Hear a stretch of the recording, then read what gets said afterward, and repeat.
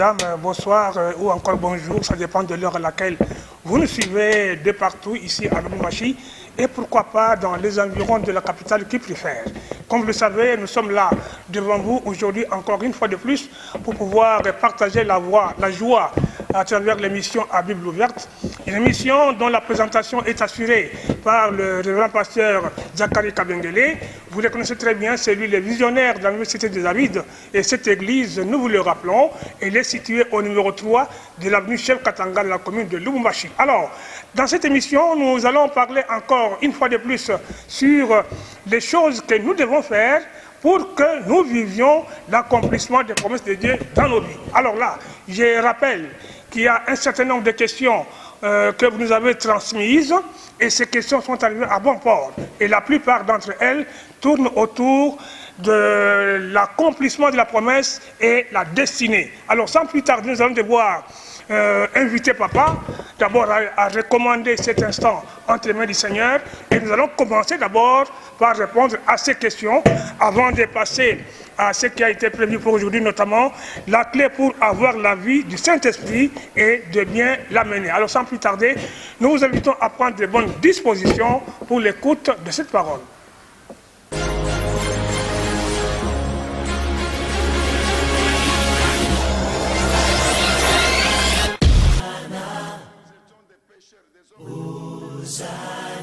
Père Céleste, Dieu Tout-Puissant, nous bénissons ton nom. Sincèrement, du fond du cœur, une fois de plus, nous te disons merci. Merci pour cette journée, pour la puissance de ta grâce et de ta faveur divine qui va continuer à opérer dans nos vies, dans la vie de l'ensemble de toute ton Église. Merci pour cette grâce de t'écouter encore en ce moment, en ce jour. De nourrir notre homme intérieur, esprit et âme par ta parole. Cette nourriture spirituelle qui est elle-même ta vie, la vie éternelle. C'est pourquoi Dieu le Saint-Esprit, nous prions au nom de Jésus-Christ pour que par toi, par ta puissance, toute action de l'ennemi s'opposant soit à la proclamation de cette parole, soit à son écoute, soit détruite encore. Au nom puissant, glorieux de Jésus-Christ, notre Seigneur et notre Sauveur, nous disons tous Amen. Amen. Oui, nous allons donc sans plus tarder essayer de répondre aux préoccupations de nos bien-aimés. La première vient du frère Dieudonné Kassoupi. Son problème est de savoir s'il y a une relation entre la multiplication et la destinée. Et si elle existe, quelle est cette relation? Oui, bien aimé, il y a une étroite relation entre la multiplication et la destinée. D'abord, qu'est-ce que c'est qu'une destinée? Une destinée, c'est le plan de Dieu pour un homme, pour une femme. C'est la vision de Dieu pour un homme, pour une femme. Nous savons tous très bien. Et le Saint-Esprit qui est l'auteur de la parole de Dieu a tenu à nous le révéler. Nous connaissons cette histoire de Jérémie. Ce que Dieu lui a dit avant que tu ne sois formé dans le sein de ta mère, je te connaissais. Avant que tu ne sois sorti, je t'avais déjà consacré prophète des nations. Le roi et prophète David, connaissant cela, ne dit-il pas, Éternel, avant, quand je n'étais qu'une masse informe, dans le ventre de ma mère, tu me connaissais. Et tous les jours de ma vie étaient déjà inscrits. Toute ma destinée était déjà connue de toi. Etc. Nous connaissons l'histoire de ce roi Joas. Nous connaissons l'histoire de Cyrus le Grand, le roi des Mèdes et des Perses. Donc ce sont d'autant d'exemples dans la Bible qui démontrent que Dieu connaît la vie de tout homme. Dieu, il est le Tout-Puissant. Il connaît la vie de tout homme. Tu peux te poser la question, est-ce que Dieu connaît la vie de tous ces milliards d'hommes qui sont sur la terre? Oui, Dieu connaît, mon frère. Donc la destinée, c'est le plan de Dieu pour tout homme. C'est le plan de Dieu pour toute femme qui vient sur cette terre. Alors la multiplication de Dieu, c'est quoi? La multiplication de Dieu, c'est le processus.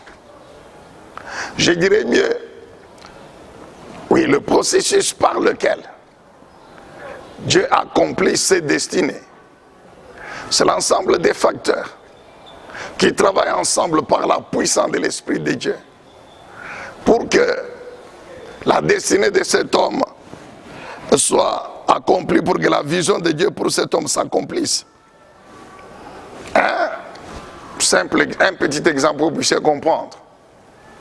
Supposons que dans le plan de Dieu pour une personne X, il y a, donc cet homme, Dieu le destine à devenir dirigeant d'une grande société, PDG d'une entreprise par exemple. Ça c'est la vision de Dieu.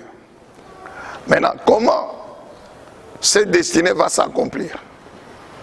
Par l'action conjuguée, combinée de Dieu et de la personne concernée. Dieu fera passer cette personne par un certain nombre de processus. Il y a d'abord les études, c'est important. Et pendant ces études, le Saint-Esprit interviendra pour donner à cet homme l'intelligence de réussir ses études. Après, la formation va continuer. Au niveau du travail, il y a, par exemple, la compétence qui intervient. Il y a la promotion qui intervient. Jusqu'au jour où les circonstances étant réunies, tous les éléments étant réunis, cet homme va finir par occuper cette position de directeur d'entreprise. Donc, la destinée, c'est la vision de Dieu, c'est le plan de Dieu pour un homme, pour une femme. Mais la multiplication, c'est le processus. C'est l'ensemble des facteurs, des éléments qui travaillent ensemble. Bien sûr, dans la mesure où la personne concernée s'implique aussi. Et par la puissance de Dieu, amen, bien-aimé dans le Seigneur, cette destinée va s'accomplir. Peut-être la destinée, c'est pour devenir un homme d'affaires. Il y a aussi un processus qui concerne les études, la formation, qui concerne l'expérience. Et pendant ce temps, on recherche la direction de Dieu, la direction du Saint-Esprit qui intervient, qui met en place le temps, les circonstances favorables, etc. Donc il y a une étroite relation. Bien aimé, la multiplication, c'est encore donc ce qu'on devient. Est-ce qu'on peut dire Amen? C'est donc le processus comprenant les études, la formation, la multiplication, c'est la réalisation de la destinée. Quand la destinée est réalisée et accomplie, on dit que Dieu a multiplié cet homme, Dieu a multiplié cette église, Dieu a multiplié cette personne, etc. Alléluia. Deuxième préoccupation, c'est celle du frère Olombe Jacques. Il dit ceci, pasteur, lors de votre dernière émission, vous avez dit que la plus grande bénédiction que Dieu accorde à l'homme est le salut éternel. Je voudrais savoir si la bénédiction matérielle ne peut pas influer sur la première.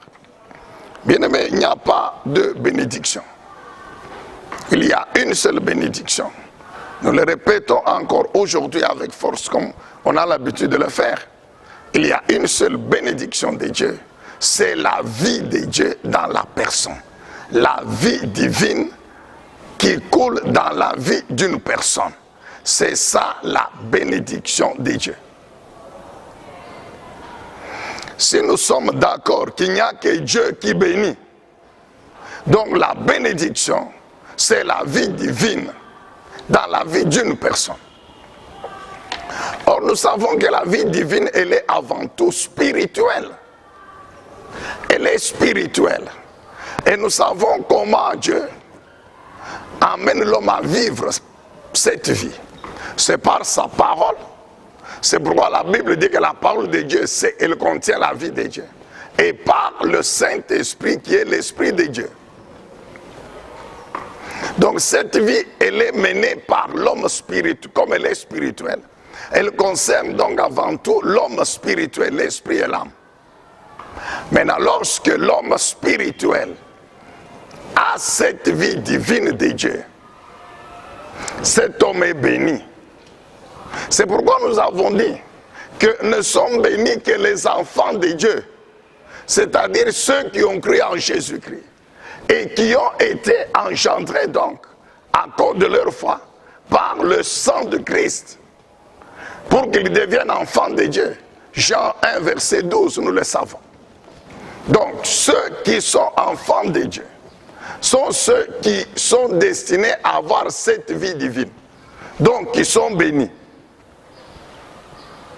Est-ce que les païens qui ont des millions de dollars, les païens qui sont riches matériellement et financièrement, est-ce qu'ils sont bénis par Dieu? Non, mon frère. Nous regrettons beaucoup là-dessus. Non. La bénédiction, la Bible dit quoi dans Ephésiens 1, verset 3? La Bible dit, béni soit Dieu et Père de notre Seigneur et Sauveur Jésus-Christ, qui nous a bénis de toute bénédiction spirituelle dans les lieux célestes en Jésus-Christ. C'est la vie divine de Dieu qui est avant tout spirituelle. Maintenant, comme nous sommes encore sur la terre, et pourquoi nous disons que c'est la vie divine de Dieu qui est la seule bénédiction?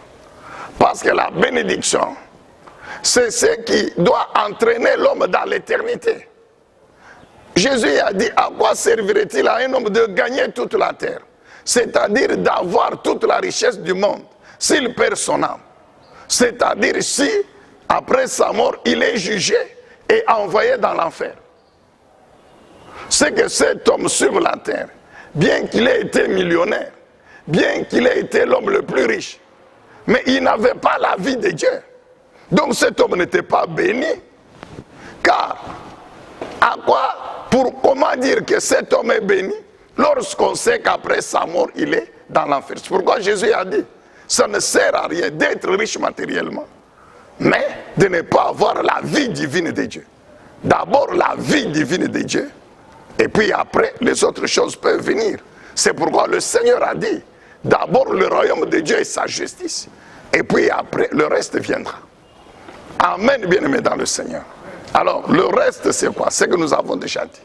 Que comme l'homme vit encore sur la terre, l'homme spirituel, il vit sur la terre, s'appuyant sur un corps matériel physique, dont sa vie exige des besoins matériels et financiers et physiques. Comme le mariage. C'est l'homme physique qui a besoin du mariage. L'homme spirituel vit dans l'homme physique pour accomplir la mission de procréer, pour utiliser le corps et procréer. Dieu, en créant l'homme, lui a donné la mission aussi de procréer. C'est ainsi que Dieu a donné à l'homme le corps physique, qui a deux sexes, pour permettre à cet homme d'assumer cette mission. Donc, c'est ainsi que nous parlons du mariage et des problèmes liés au mariage. Il y a des problèmes liés à la santé physique du corps. Il y a des problèmes liés, des problèmes matériels et financiers, liés aux besoins de la vie matérielle et physique de l'homme sur la terre. C'est ainsi que Dieu permettra ou va pourvoir aux besoins matériels et physiques de l'homme qui est avant tout spirituel, qui vit sa vie. C'est pourquoi nous parlons des aspects matériels et physiques et financiers de la bénédiction de Dieu. Aspect physique, matériel, financier de la bénédiction de Dieu. La bonne santé physique du corps, c'est un aspect physique de la bénédiction divine que l'homme spirituel a vivant dans le corps. Nous avions dit que lorsque l'homme spirituel a la vie divine, cette vie a de l'influence sur le corps. Est-ce qu'on peut dire Amen? Donc, bien aimé dans le Seigneur, voilà. Alors, vous dites que, est-ce que cette bénédiction matérielle peut influer? Mieux, est-ce que les aspects matériels et physiques, financiers de la bénédiction peuvent influer sur la vie de l'homme, sur la bénédiction, d'après votre question? Oui, mon frère. Ça peut avoir une influence positive ou négative, selon que la personne bénie par Dieu, selon la manière dont cette personne gère la bénédiction. Je réponds. Les aspects matériels de la bénédiction peuvent influer sur la bénédiction spirituelle qui est la vie divine, la vie de Dieu dans l'homme intérieur. Cette vie est transmise au corps.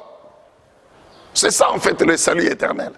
C'est la vie éternelle effective en Jésus-Christ, que l'homme vit déjà dans le corps sur la terre. Nous n'avons jamais cessé de le répéter tous les jours. Lorsque l'homme que Dieu a béni utilise mal les biens matériels, c'est-à-dire ne les gère pas la richesse matérielle et financière, telle que le Seigneur le recommande, cet homme finira par perdre. Parce que la bonne gestion de la richesse matérielle et financière que Dieu nous donne fait partie des commandements de Dieu. Dites Amen. Ça fait partie des lois de Dieu. Or, vivre la vie divine, c'est obéir aux lois de Dieu dans tous les domaines. Obéir aux lois de Dieu dans tous les domaines. Quand on dit que telle personne mène une vie de sanctification, d'intégrité, sans faille, ça veut dire quoi? Qu'il n'y a pas un seul domaine qui n'est pas concerné par la vie, par cette intégrité, par cette obéissance. Lorsqu'un homme, c'est vrai, il ne commet pas l'adultère, il ne commet pas d'impudicité, il ne vit pas dans le mensonge, il ne vit pas dans la jalousie, etc. Mais quand il faut payer la dîme, il ne paye pas. Quand il faut donner à Dieu des offrandes, il ne donne pas à Dieu des offrandes de valeur, de justice. Il donne au Seigneur des bêtes chétives, comme lui-même le décrit dans le livre de Malachie 2, bien-aimé dans le Seigneur. Mais cet homme, il n'est pas intègre. Il n'est pas intègre. Et souvent, c'est le problème que les chrétiens ont. Vous savez, je ne dis pas que Dieu le fait systématiquement, non. Puisqu'il y a une question qui dit qu'est-ce que Dieu peut geler la bénédiction matérielle, geler. Bon, je ne sais pas comment le pro Boniface peut expliquer cela. C'est-à-dire, Dieu, donc, il retarde la bénédiction matérielle de la personne. Je ne sais pas. Mais vous savez, Dieu, il connaît. Nous avons parlé de la destinée. Dieu, il connaît le plan de Dieu pour chaque personne. Et Dieu sait que cette personne ici, si je lui donne, mais bien aimé, il y a beaucoup de témoignages. Des gens qui, lorsqu'ils sont pauvres matériellement, quand ils prient, ils pleurent, mon frère. Ils pleurent tellement que ça dérange même ceux qui sont autour de lui. Qui sont tout de suite envahis par la compassion. Et ils se mettent à prier aussi avec lui. Mais combien de fois le Seigneur a dit, c'est bien, il pleure aujourd'hui, mais demain, je lui donnerai l'argent, il va m'abandonner. Effectivement, ça arrive, mon frère. Ça arrive. Vous savez, il y a des gens qui, en réalité, comme le disait souvent Feu Papa Albert, et c'est écrit d'ailleurs dans la Bible, que le péché de certaines personnes peuvent être cachés pendant un temps. Mais il suffit d'attendre encore un peu pour voir ce péché sortir. Quelqu'un qui n'est pas impudique, qui n'est pas adultère, vous dites qu'il est saint, tout simplement parce qu'il n'a pas d'argent. Combien de gens, pour 100 000 francs qu'on ajoute à son salaire, avant il touchait 200 000, maintenant on lui ajoute 100 ou bien encore 200 000, mais il devient fou à cause de 200 000 francs qu'on a ajouté au salaire. Combien de gens, mon frère, dans les églises, C'est ainsi que des gens qui avant ne s'enivraient pas, mais dès qu'il a un peu d'argent, non, il va vous dire qu'il cherche l'appétit. Et c'est l'ivrogne, l'ivresse, etc. Amen, bien-aimé dans le Seigneur. Donc, si on gère mal la bénédiction matérielle et financière, alors en ce moment-là, mon cher ami, on va perdre le salut. Ne vous en faites pas. Ne vous en faites pas. Il y a des gens qui utilisent mal, qui comprennent mal, interprètent mal le verset qui dit que Dieu ne se répand pas de ses dons et de ses appels. Ça ne veut pas dire que, écoute, ça veut dire Dieu, il regrette mon frère. Il regrette seulement cette personne ici vraiment. Il ne fallait pas que je lui donne cet argent. Il ne fallait pas. Combien de gens, tant qu'il est dans les bancs, il est normal. Il est normal. Mais dès qu'on commence à lui donner la chair, il prêche et les gens acclament. Mais c'est fini. Il estime que c'est fini. Dieu a confirmé l'appel. Alors il commence à réunir un groupe de gens à côté, etc. Et commence l'église. Amen, bien-aimé dans le Seigneur. Donc Dieu peut. Parce que Dieu connaît la vie de tout homme. Dieu sait qui deviendra quoi demain, qui fera quoi demain. Dieu peut, bien-aimé dans le Seigneur, retarder ou même annuler, mon frère. Annuler seulement. Il dit non, cette personne, bon, je la garde. Pour la garder dans mon temple, je lui donne un peu et je garde le reste. Amen, bien-aimé dans le Seigneur. Alors la dernière préoccupation, est-ce que la pauvreté matérielle peut être la destinée de quelqu'un? Non, mon frère. La pauvreté matérielle ne peut pas être la destinée de quelqu'un. Je dis que la pauvreté matérielle ne peut pas être la destinée de quelqu'un. Dieu n'a créé aucun homme pour être pauvre. Non. Quand nous allons dans l'histoire du peuple d'Israël, nous en avions parlé lorsque nous avions donné l'enseignement, bien sûr, sur un des aspects du peuple d'Israël concernant la générosité ou la libéralité. Nous savons que la générosité ou la libéralité fait partie des lois de Dieu, fait partie du bien que Dieu nous demande de faire. Quand vous lisez par exemple Michée chapitre 6, le verset 8, la Bible dit qu'on t'a fait connaître, ô homme, le bien que Dieu attend de toi. Le bien que tu dois faire. C'est-à-dire ce que tu dois faire qui est conforme à sa volonté. Premièrement, que tu marches, que tu pratiques le droit ou la justice. C'est-à-dire que tu mettes en pratique la parole de Dieu. C'est elle, nous savons, qui nous trace le voie de la justice. Or, la parole de Dieu, c'est Jésus-Christ. En d'autres termes, que tu crois en Jésus-Christ. Et que tu vives en conséquence cette vie dans ta relation avec le Seigneur Jésus-Christ. La deuxième chose, le bien qu'il faut faire, c'est que tu aimes et pratiques la générosité. C'est la bienveillance, c'est la libéralité. La bienveillance et la libéralité. La troisième chose, le bien qu'il faut faire, c'est l'humilité. Que tu marches humblement devant ton Dieu. Alors lorsque on entre en profondeur pour comprendre exactement ce que c'est que la générosité, la libéralité. C'est vrai, Dieu recommande la libéralité. Mais vous allez voir que c'est comme certains proverbes, comme Proverbe 19. Il est écrit que celui qui prête aux pauvres, celui qui fait du bien à un pauvre, qui accorde sa faveur à un pauvre, il prête à Dieu.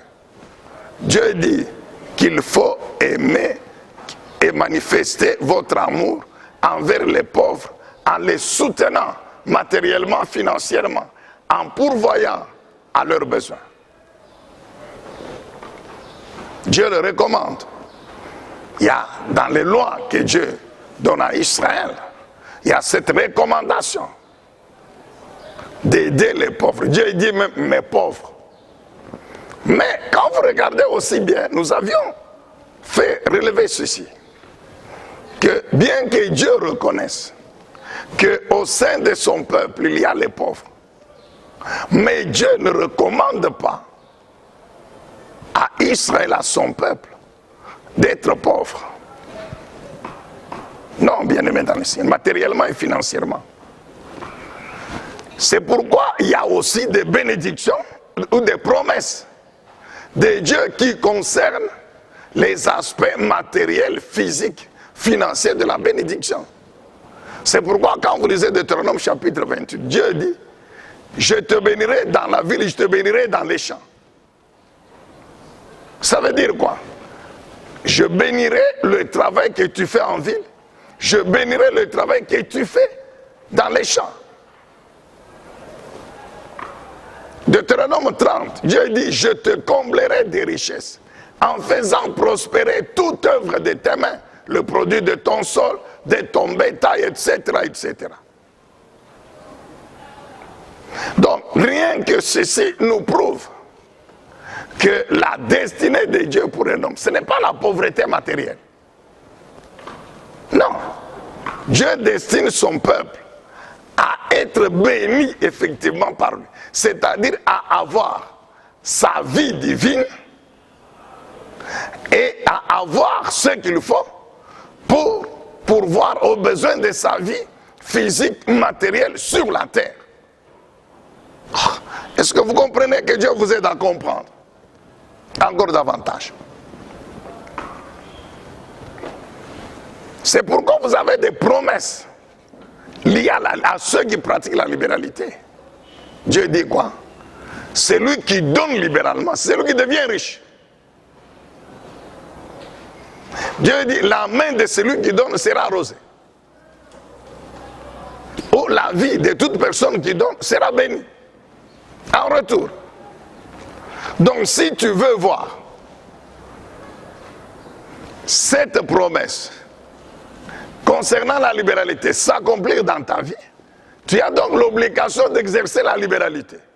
Donc tu as l'obligation d'avoir ce qu'il faut donner aux autres. C'est ça ce que ça veut dire, mon frère.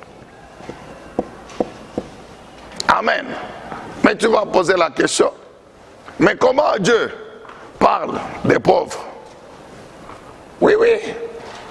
Dieu sait que malgré sa volonté souveraine, Dieu sait que malgré sa volonté souveraine, qui est celle de voir son peuple béni par lui, c'est-à-dire ayant sa vie divine, spirituelle, et les besoins de sa vie matérielle, physique sur la terre, satisfaits, remplis par lui, mais Dieu constate qu'il y en a qui choisissent d'être pauvres. C'est pourquoi la Bible parle de paresseux. La Bible parle de fainéants. Amen, bien-aimés dans le Seigneur. Donc je ne crois pas que la pauvreté matérielle soit la volonté parfaite pour son enfant. Est-ce qu'on peut dire Amen? Est-ce qu'on peut acclamer le Seigneur Dieu Tout-Puissant? Voilà donc, bien-aimés dans le Seigneur, la première partie de notre émission qui concernait la réponse aux préoccupations. Nous croyons que cela vraiment nous a aidés pour pouvoir comprendre encore davantage la parole de Dieu. Alors, pour les quelques minutes qui nous restent, nous allons donc parler de quelques clés, quelques clés pour avoir la vie du Saint-Esprit et pour l'amener. Quelques clés, c'est-à-dire qu'est-ce que nous pouvons faire, qu'est-ce qu'il faut faire, quelles sont ces choses importantes encore qu'on peut faire pour avoir la vie du Saint-Esprit et mener cette vie. Alors vous allez poser la question encore aujourd'hui, mais pourquoi la vie du Saint-Esprit? Ah mais oui mon frère, car là où il y a la vie de Dieu, il y a le Saint-Esprit, qui est l'Esprit de Dieu le Père et l'Esprit de Dieu le Fils. Personne ne peut prétendre être un enfant de Dieu sans avoir le Saint-Esprit en lui, sans mener la vie divine. Or la vie divine, c'est par la parole de Dieu et par le Saint-Esprit. Alors donc nous comprenons que la première chose, c'est qu'il faut bien sûr croire véritablement en Dieu, naître de nouveau. Il faut naître de nouveau. Il faut devenir enfant de Dieu.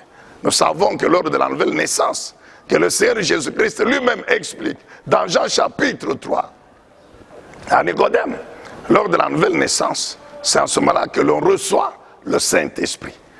La Bible dit, ceux qui croient, qui naissent de nouveau, Dieu prend son esprit.